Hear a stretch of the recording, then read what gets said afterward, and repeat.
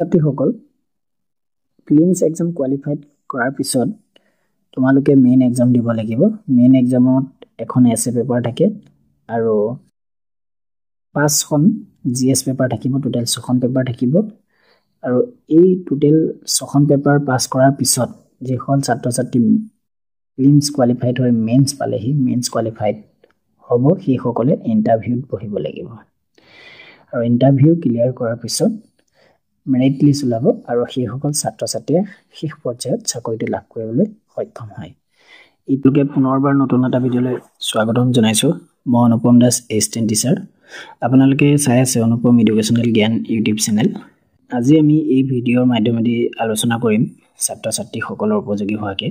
যিসকল ছাত্ৰ-ছাত্ৰীয়ে APSC Assam public service কমিশ্যনৰ অধীনত যি কম্বাইণ্ড কম্পিটিটিভ চিভিল ছাৰ্ভিচৰ এক্সামিনেশ্যন হয়, সেইসকল ছাত্ৰ-ছাত্ৰীৰ উপযোগী হোৱাকৈ আমি APSC CC চিভিল ছাৰ্ভিচৰ চিলেবাছসমূহ আলোচনা কৰি আছোঁ। ইতিমধ্যে আমি প্ৰিলিমছৰ পেপাৰ 1 আৰু পেপাৰ 2ৰ সবিশেষ আলোচনা কৰি থৈছোঁ। সেইসমূহ ছাত্ৰ-ছাত্ৰীসকলে এই ভিডিঅ'ৰ লিংকত বা আমাৰ চেনেলৰ যি প্লে'লিষ্ট আছে, সেই প্লে'লিষ্টৰ APSC নামেৰে নামাকৰণ কৰি থৈছোঁ প্লে'লিষ্ট, তাত তেওঁলোকে সবিশেষ চাব পাৰিব। আৰু আমি ছাত্ৰ-ছাত্ৰীক এইটো কথা জনাব বিচাৰোঁ যে যিসকল ইচ্ছুক ছাত্ৰ-ছাত্ৰী, যিসকলে চিভিল ছাৰ্ভিচ পৰীক্ষা দিম বুলি ভাবে, যিসকল নতুন ছাত্ৰ-ছাত্ৰী, সেইসকল ছাত্ৰ-ছাত্ৰীয়ে চিলেবাছৰ সবিশেষ জনাটো খুব দৰকাৰ। সেয়েহে আমি সবিশেষ চিলেবাছ আলোচনা কৰি আছোঁ। সেয়েহে ছাত্ৰ-ছাত্ৰীসকল ভিডিঅ'টো শেষলৈকে চাবা আৰু ইয়াৰ লগত জড়িত APSCৰ লগত জড়িত আৰু ভিডিঅ' দিয়া আছে, সেইসমূহ সবিশেষ চাই ল'বা। গতিকে আজি আমি APSCৰ মেইনছৰ যিখন এছে পেপাৰ আছে, পেপাৰ 1, সেই পেপাৰ 1 এছে পেপাৰখনত কি আহিব সেই বিষয়ে জনাবলৈ চেষ্টা কৰোঁ।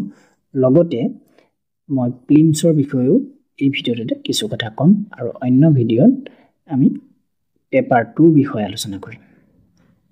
মই ছাত্ৰ-ছাত্ৰীসকলক দেখুৱাব বিচাৰিছোঁ APSC যিসকলে দিব তেওঁলোকে প্ৰথমতে প্ৰিলিমিনাৰী এক্সামিনেশ্যনটো পাছ কৰিব লাগিব।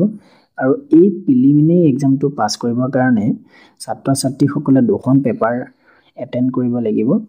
প্ৰথম পেপাৰখন প্ৰিলিমছৰ প্ৰথম পেপাৰখন GS1, ইয়াত 200 মাৰ্কছ 2 আৱাৰ্ছ, অৰ্থাৎ 200 নম্বৰ 2 ঘণ্টাত কৰিব লাগিব। আৰু এই 200 নম্বৰ পেপাৰ 1ৰ টোটেল কুৱেশ্যন হ'ব 100টা আৰু প্ৰতিটো কুৱেশ্যনত 2 মাৰ্কছ থাকিব আৰু 100 × 2 = 200 মাৰ্কছ।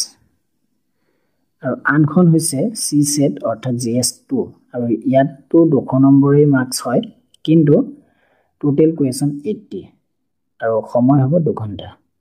যিখন পেপাৰ 2 GS CSET বুলি কয় চমুকে, এই পেপাৰখন অনলি কোৱালিফাইং পেপাৰ, অৰ্থাৎ এই পেপাৰ 2খন পাছ কৰিলেহে পেপাৰ 1খন ইফালত কৰা হয়, ৰেংকিঙত আহে। গতিকে ছাত্ৰ-ছাত্ৰীসকল সৰ্বপ্ৰথমে আছাম পাব্লিক ছাৰ্ভিচ কমিশ্যনে চিভিল ছাৰ্ভিচৰ অৰ্থাৎ CCৰ কাৰণে যেতিয়া এডভাৰটাইজমেণ্ট জাৰি কৰে তেতিয়া আবেদন কৰিব লাগিব। আৰু আবেদন কৰোঁতে প্ৰথমে প্ৰিলিমিনাৰী এক্সামিনেশ্যনটো পাছ কৰিব লাগিব, তাৰপিছতেহে মেইন এক্সামটো বহিব পাৰিব। এতিয়া আমি মেইনছৰ পেপাৰ 1 এছে পেপাৰ যিখন, সেই পেপাৰখনৰ সবিশেষ আলোচনা কৰিম। পেপাৰ 1 এছে পেপাৰ, আৰু ইয়াত সম্পূৰ্ণকৈ কি লিখা আছে মই ছাত্ৰ-ছাত্ৰীসকলক দেখুৱাবলৈ যত্ন কৰিছোঁ। To be written in the medium or language of the candidate's choice, candidate is required to write an essay on a specific topic. The choice of subjects will be given.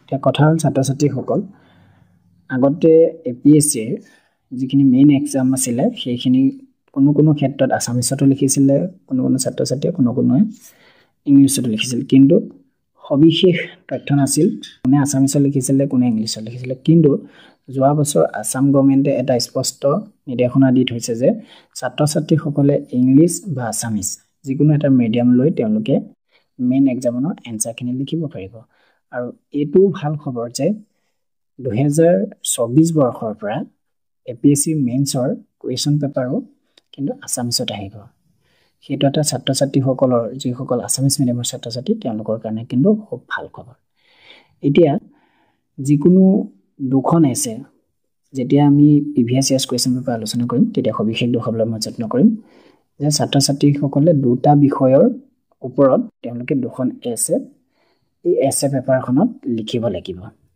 এইটোৱে হৈছে থুলমূল সিলেবাছৰ ধাৰণা আৰু সবিশেষ আমি পৰৱৰ্তী ভিডিঅ'ত যেতিয়া কুৱেশ্যন পেপাৰবিলাক মই প্ৰিভিয়াছ ইয়াৰ্ছ কুৱেশ্যনবিলাক দেখুৱাম তেতিয়া সকলো এই ধাৰণাটো স্পষ্ট হৈ যাব অন্য এটা ভিডিঅ'ত লগ পোৱাৰ প্ৰতিশ্ৰুতিৰে আজি ভিডিঅ'টো ইমানতে সামৰণি মাৰিছোঁ ধন্যবাদ